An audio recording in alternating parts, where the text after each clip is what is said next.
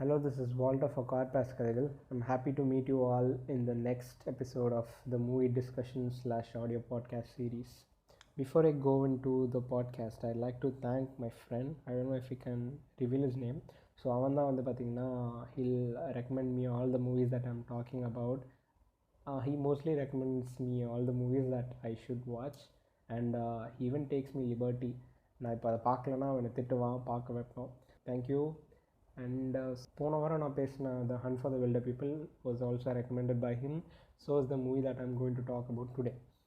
So let me go into the topic.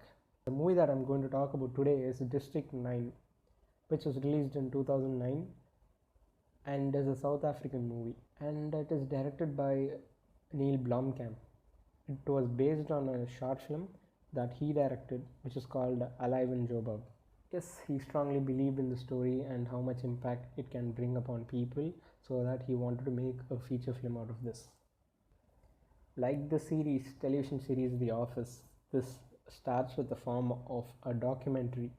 As in, அது start ஆகும்போதே பார்த்திங்கன்னா வந்து ஒரு டாக்குமெண்ட்ரி மாதிரி தான் ஸ்டார்ட் ஆகுது. அதில் வந்து நிறைய ஃபுட்டேஜ்லாம் எடுத்து நிறைய பேரோட இன்டர்வியூஸ்லாம் எடுத்து இட்ஸ் லைக் அது வந்து கொஞ்சம் கொஞ்சம் சீனாக வந்து அவங்க வந்து அப்படியே வந்து மாற்றி அதையே வந்து மூவி எடுத்த மாதிரி இருந்தது. So that was the first thing that got the attention of me. So அப்படி ஆரம்பித்து the movie directly goes into the story. So yes, நான் லாஸ்ட் டைம் சொன்ன மாதிரியே வந்து this will be dealt in two parts. First part is a spoiler free discussion of the plot and why you should watch this, as in the recommendatory part, and the second part will be of the proper movie discussion part. Let me go into the first part. So நான் சொன்ன மாதிரியே வந்து இது வந்து office மாதிரி ஒரு documentary. That was a mockumentary, but இது வந்து ஒரு ப்ராப்பர் டாக்குமெண்ட்ரி மாதிரி ஆரம்பிக்குது.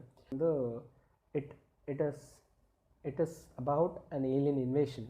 பட் நம்ம வந்து நார்மலாக பார்க்குற மாதிரி இண்டிபெண்டன்ஸ் டே மாதிரி மூவி இல்லாமல் it is like a normal alien ship which is an artifact and doesn't belong here. அது வந்து எர்த்துக்கு வருது. To be specific, it arrives in Johannesburg. It does nothing but to like நம்மளோட எர்த்தோட சர்ஃபேஸ்லேருந்து மேலே ஒரு like கொஞ்சம் மேலே, அது மேலே வந்து அப்படியே நின்றுடுது. It doesn't do anything, it doesn't attack, nothing. அப்படியே அது பாட்டு மேலே நிற்குது. lot of people from Earth, and it's an organization called MNU, Multinational United அப்படின்னு ஒரு ஆர்கனைசேஷன் இருக்குது. ஸோ அவங்க வந்து they go to inspect, they go check whatever என்ன இருக்கோ அப்படின்னு சொல்லிட்டு பார்த்துட்டே இருக்காங்க.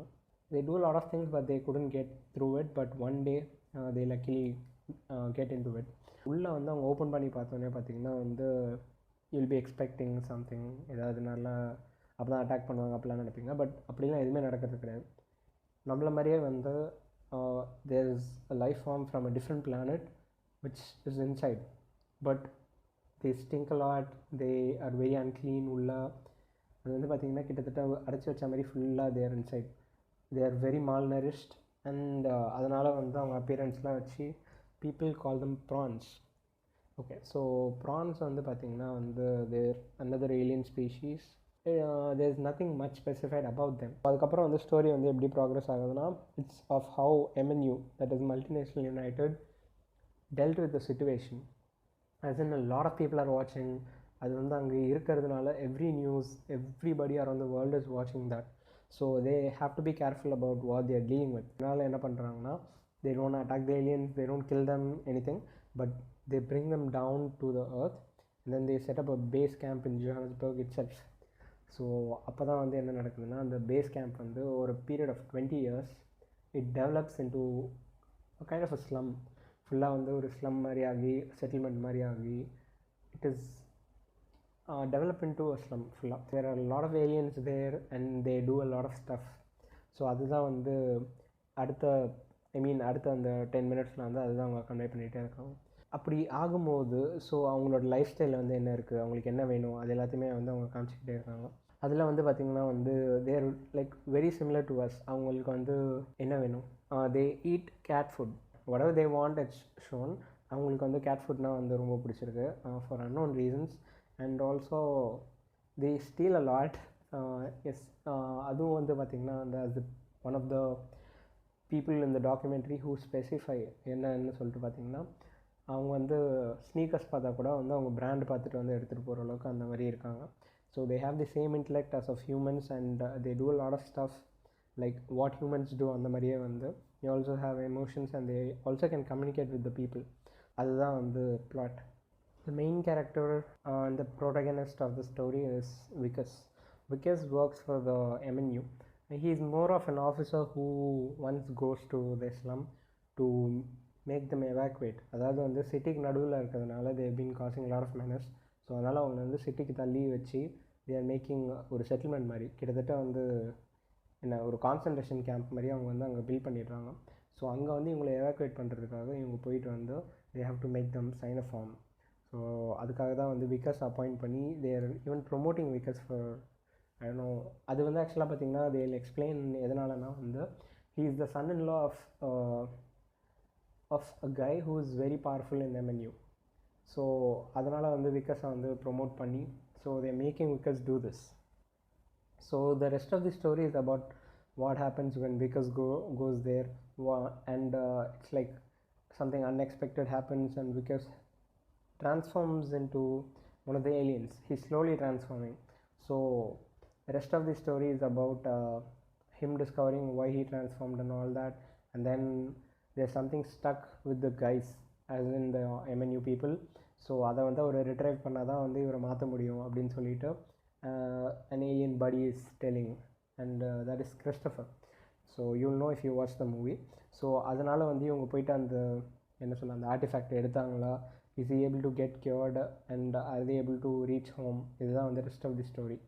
Okay, why should you watch this? I don't think it's like suitable for everyone to watch because there's a lot of gore stuff, there's a lot of bloodshed, there's a lot of body parts splattering, and there's a lot of graphic things in the movie. Under your whatever discretion or whatever, so நீங்கள் வந்து decide பண்ணிக்கோங்க பார்க்கணுமா வேணாமான்னு சொல்லி.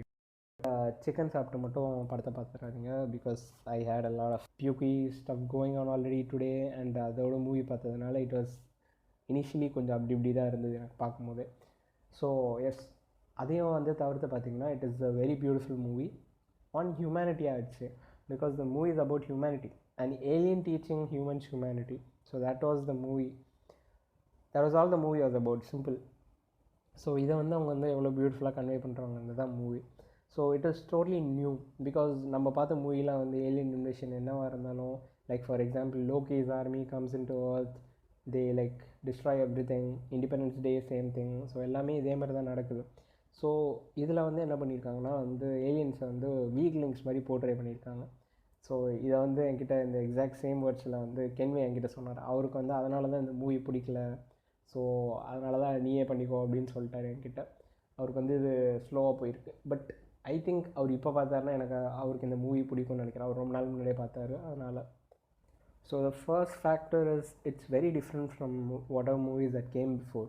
இதில் வந்து ஏலியன்ஸை வந்து லிட்டரலாக வந்து நம்மள மாதிரி ஒரு species but different planet, different appearance. அதனால தான் வந்து அதை கான்சென்ட்ரேட் பண்ணியிருக்கோம். Even though they possess like very powerful technologies and all, அவங்கள வந்து அஸ் அ லைஃப் ஃபார்ம்னு பார்த்திங்கன்னா there like pretty much equal to whatever we are. So that was the first striking feature in the film. And if you're a fan of science fiction, please don't miss this gem. And so as the film progresses, you will not get bored at all. So there will be events, கொஞ்ச நேரம் there will be something for you to look upon and something for you to like something that will bring you to the edge of the seat and make you watch. And the element வந்து movie ஃபுல்லாக இருந்துகிட்டே இருக்கும். So you'll never get bored. And also as I said, this is about humanity. So if you want to know something that's like it's quite like நான் என்ன சொல்ல வரேன்னா இது வந்து கொஞ்சம் கிட்டத்தட்ட வந்து அவதார் மாதிரி தான் இருக்கும். ஏன்னா அவதார்லேயே வந்து they'll be with the people அதாவது நம்ம ஏர்த்தில் வந்து அவங்க பெண்டோரா போகும்போது they'll have a different opinion on what's going to happen over there, but once they are in their shoes something different happens. So it's more or less the same. That's what's happening here also. It also confuses you a little because அவங்களுக்கு வந்து என்ன சொல்ல they'll play tricks with your mind and they'll make you understand. And as far as the movie progresses, I felt there was like ups and downs என்னோட ஃபீலிங்கில் மாறி because அவங்க வந்து அப்படி தான் வந்து ஸ்டோரி அப்படி தான் இருந்தது. பிகாஸ் அவனுக்கே வந்து இனிஷியலாக வந்து நிறைய ஹெசிடேஷன் இருக்கும். ப்ளஸ் அவனுக்கு வந்து கடைசியில் வந்து அவங்க கேரக்டர் வந்து எப்படி என்ன வழியில் வந்து அவனோட what way his mind is like taking him towards, அதுதான் வந்து movie. that will be very beautifully portrayed. So if you are a fan of science fiction, please don't miss this. And as far as other people who are not a big fan of science fiction, you can also watch this. It's very entertaining. I think that's all I have to say in this part. From now it is going to be a spoilerful discussion. If you want to watch the movie, you can go watch the movie and come, and then you can continue with the rest of the discussion. So yes, so to begin with, I think I'd firstly like tell you the plot as in whatever it's there. So இதில் வந்து பார்த்திங்கன்னா வந்து ஏதாவது வந்து கொஞ்சம் நேரம் இருந்துகிட்டே இருந்தது எனக்கு மூவி ஃபுல்லாக. ஃபஸ்ட்டு மூவி ஆரம்பிச்சோம் அவங்க வந்து இன்னும் என்ன தான் அவங்க ஏலியன்ஸ்லாம் வந்து இன்ட்ரடியூஸ் பண்ணிட்டாங்க, இன்னும் அந்த கொஞ்சம் நேரத்தில் வந்து அவங்க செட்டில்மெண்ட்ஸ்க்கே போயிட்டு வீல் கெட் லைக் இன்னும் கொஞ்சம் இன்ஃபர்மேஷன் கிடைக்குது what the aliens actually are, அவங்க என்ன பண்ணுறாங்க எல்லாமே. இது like throwing a light on whatever that's missed அந்த கொஞ்ச நேரம் வந்து ஃபுட்டேஜில். ஸோ அதேமாதிரி தான் வந்து அங்கே போனீங்கன்னா அந்த செட்டில்மெண்ட்ஸில் வந்து it's very unclean and everything because they don't have anything பேசிக்கலாக. ஸோ நம்மள மாதிரி வந்து they denied all the rights. We see a lot of boards அங்கே இந்த மாதிரி வந்து aliens are not allowed and it's only for humans அந்த மாதிரி வந்து. So it's basically xenophobia. So அவங்க வந்து ஒரு ஃபாரின் ஸ்பீசிஸை பற்றி அவங்க பயப்படுறாங்க. lot of people are scared to like even interact with them. They don't interact at all, but a lot of people are scared. This reminds me of a quote by Andrew Smith which goes like people fear what they don't understand and hate what they can't conquer. So it's basically that அந்த மாதிரி தான் இருக்கு உங்களுக்கு. And they don't really know what the plan of aliens over here or why they come, அதெல்லாம் அவங்களுக்கு எதுவுமே தெரியல. And the communication is very poor. அவங்க வந்து இந்த மாதிரி வந்து they don't even try to communicate, but they put them in one slum மாதிரி ஒரு இடத்துல போட்டுட்டு they like having a watch on them ஃபுல்லாக. ஸோ that's what's happening ஃபுல்லாக படம் ஃபுல்லாக. ஸோ அதனாலே வந்து என்ன ஆகுதுன்னா வந்து அவங்க வந்து எவாக்குவேட் பண்ணும்போது they are not cooperating for various reasons which you come to know. அதாவது வந்து அவங்க அந்த ஷிப் பில்ட் பண்ணிகிட்டு இருக்காங்க அதெல்லாம் இருந்தாலும், பட் இனிஷியலாக வந்து பார்த்திங்கன்னா இதுதான் நடக்குது. ஸோ இதுக்கப்புறம் வந்து அவங்க வந்து இந்த கேரக்டர்ஸ் இதெல்லாம் இன்ட்ரடியூஸ் பண்ணிட்டு அப்புறமே வந்து கேரக்டர் வந்து அதாவது விக்கர்ஸ் வந்து பார்த்திங்கன்னா உள்ளே போனோடனையும் இஸ் ஃபைண்டிங் தட் அங்கே அந்த கேஸ் இருக்குது அந்த சிலிண்டர் கண்டுபிடிச்சோடனையும் something is happening that's spraying all over his face and அதனால் வந்து he's pukey he's doing a lot of things. So that intrigues us to like know what has happen அந்த மாதிரி. So will know கொஞ்ச நேரத்துலேயே வந்து அவர் வந்து ஏலியனாக வந்து அவர் வந்து மியூட்டேட் ஆகிட்டே வராரு ஆர் வாட் எவர். ஸோ அதுக்கப்புறம் வந்து so that's another interesting factor. So இதுக்கப்புறமே வந்து அதுக்கு ஷிஃப்ட் ஆகிடுறாங்க. ஸோ இன்னும் கொஞ்சம் நேரத்துலேயே பார்த்திங்கன்னா வந்து we will come to know it's like another phase of அந்த ஹியூமன்ஸ் வந்து what they're actually doing with this. So அதனால் பார்த்திங்கன்னா அவங்களோட லேப்ரேட்டரியில் அதாவது அந்த அந்த இடத்துக்கு கூட்டிகிட்டு போயிட்டு they like harvested a lot of அவங்களோட ஸ்பீசிஸில் நிறைய பேரை வந்து அவங்க சாவடித்து நிறைய ஆர்கன்ஸ்லாம் ஹார்வெஸ்ட் பண்ணி அந்த மாதிரி பண்ணியிருக்காங்க. ஸோ பிகாஸ் வந்து he seeing all that. So அதுக்கப்புறம் வந்து பார்த்திங்கன்னா வந்து இதே மாதிரி வந்து கொஞ்ச நேரத்தில் வந்து அவனையும் வந்து இதே மாதிரி தான் பண்ண போகிறாங்கன்னு அவன் தெரிஞ்சுக்கிட்டேன். அவன் எஸ்கேப் ஆகிறதுக்காக he's escaping somehow and he's also able to like handle அதெல்லாம். So it's like another interesting thing which is இந்த மூவி. ஸோ நம்மளுக்கு வந்து கொஞ்ச நேரம் இதாக இருந்துகிட்டே தான் இருக்குது. ஸோ இந்த very next scene he goes அந்த செட்டில்மெண்ட்டுக்கு போகிறான். செட்டில்மெண்ட்டுக்கு போனோடனையும் he finds that place. Then he comes to know they are like planning for something and they want to like go and இவன் அதை எடுத்துகிட்டு போனதும் அவங்களுக்கு தெரிஞ்சிருது. ஸோ அதுக்கப்புறமே வந்து they give him ஒரு இன்ஃபோ மாதிரி. So that's when we come to know கொஞ்சம் இன்னும் டீப்பில் வந்து கிறிஸ்டோஃபர்ன்ற கேரக்டர் பற்றி. Christopher is an alien and so அவர் வந்து இந்த மாதிரி வந்து ஒரு ஆஃபர் பண்ணுறாரு இந்த மாதிரி.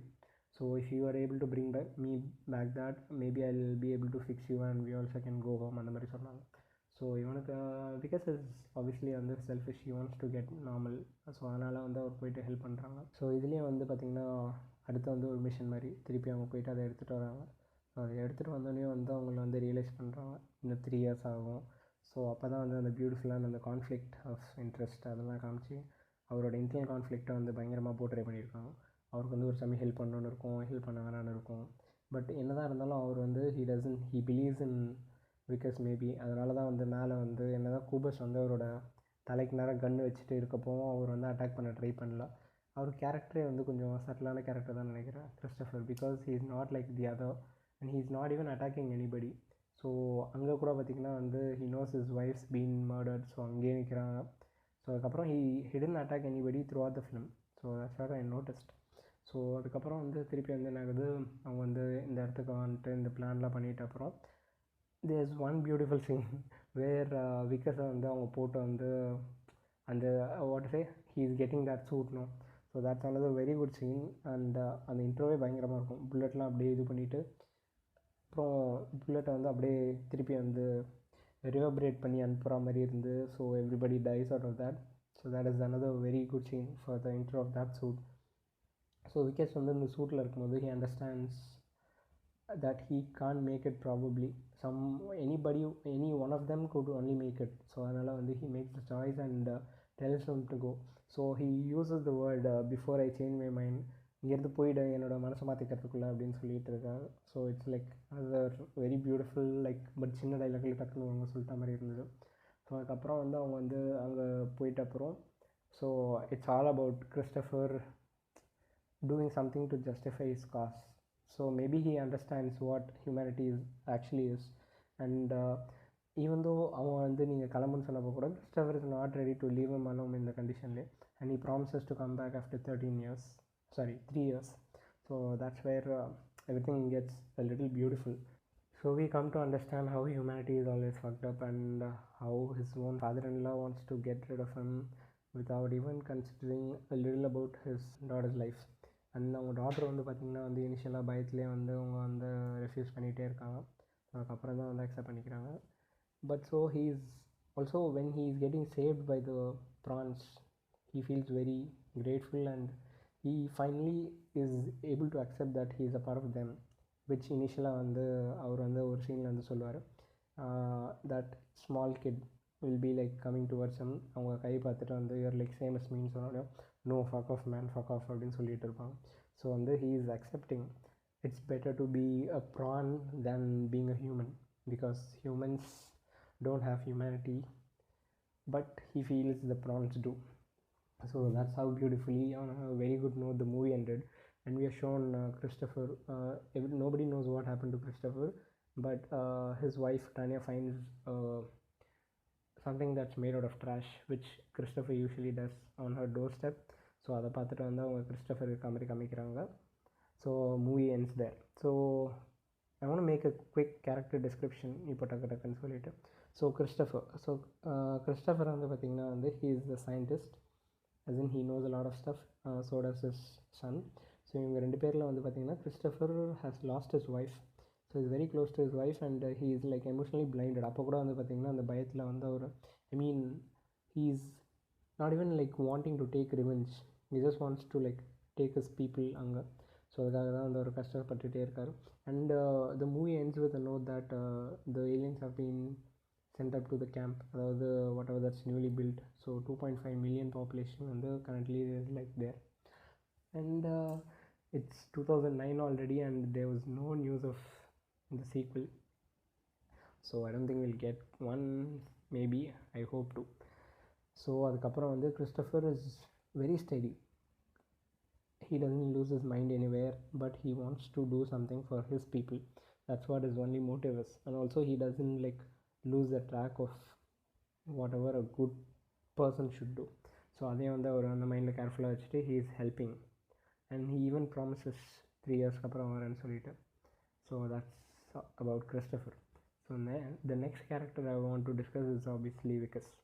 ஸோ விக்கஸ் வந்து பார்த்திங்கன்னா வந்து he is only a human. So yes, exactly.